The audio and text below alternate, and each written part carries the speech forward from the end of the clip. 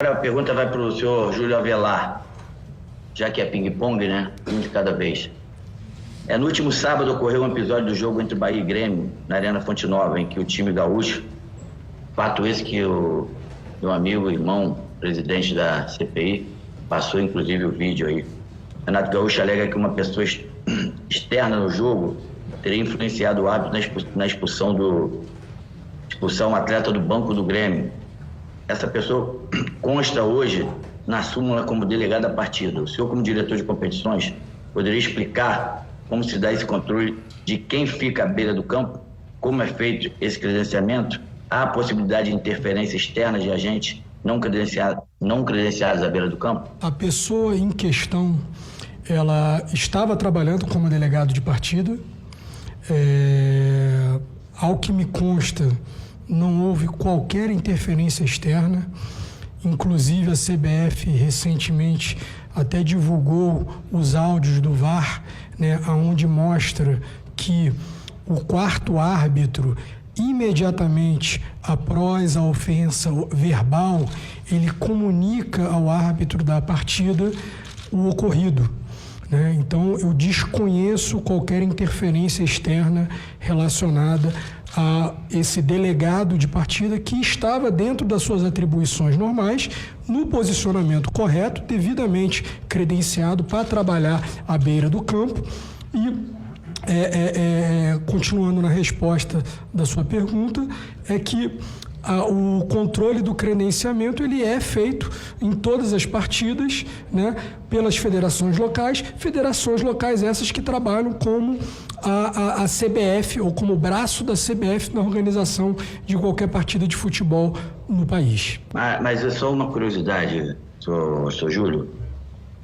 Esse delegado do jogo, ele pode interferir na expulsão de algum jogador, assim como disse o Renato Gaúcho? De forma alguma. Se ele interferiu, ele pode fazer? Não, de forma alguma, não há interferência externa, ele não pode interferir e, ao que me consta, não houve essa interferência.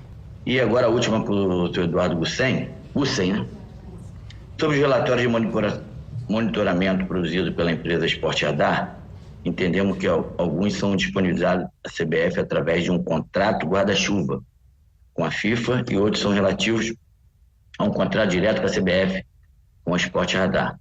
O senhor poderia esclarecer quais campeonatos são cobertos por qual contrato e se os relatórios produzidos têm grau de detalhamento diferente em caso de discrepância, por que a CBF não alinhou até hoje para que todas as partidas e campeonatos analisados tivessem o mesmo rigor de detalhamento?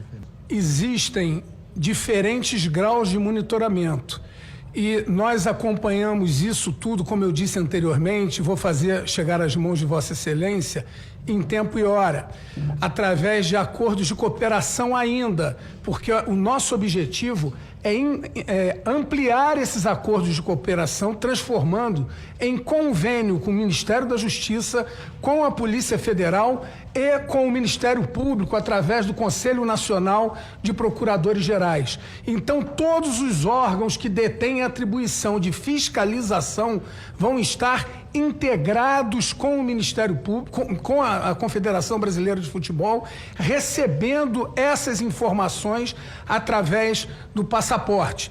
E, nesse sentido, eu vou destacar aqui, ia falar anteriormente na minha fala, mas eu acho que é oportuno dizer que, para nós do futebol brasileiro, para o futebol mundial, é muito importante aderir à Convenção de Macolã, que cria critérios efetivos para coibir práticas de manipulações de jogos. Eu acho, presidente Cajuru, que se nós sairmos dessa comissão de inquérito com alguns avanços, e talvez esse seja o principal avanço, será um grande passo para a moralização do futebol brasileiro.